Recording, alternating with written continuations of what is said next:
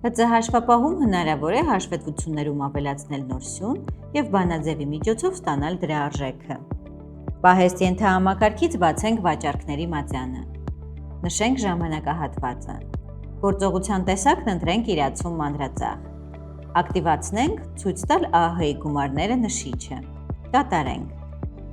Սյուներից թողնենք միայն նրանք, որոնք անհրաժեշտ են։ Դրա համար աջ քլիքի տակից սեղմենք ընտրել սյուները և նշենք։ Տվյալներից սեղմենք հաշվարկվող սյուներ, պլյուսով ավելացնենք։ Անվանումը նշենք ֆիսկալ հասույթ, տիպը ընտրենք թվային։ Կարելի է նաև ստանալ տեքստային, այո ոչ և ամսաթվային արժեքով սյուներ։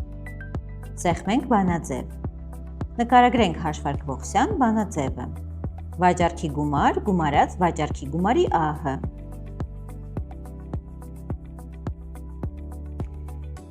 Այս թիվը կարող ենք համեմատել Tax Service-ի ՀԴՄ-ների բաժնի ֆիսկալ հասույթի թվի հետ։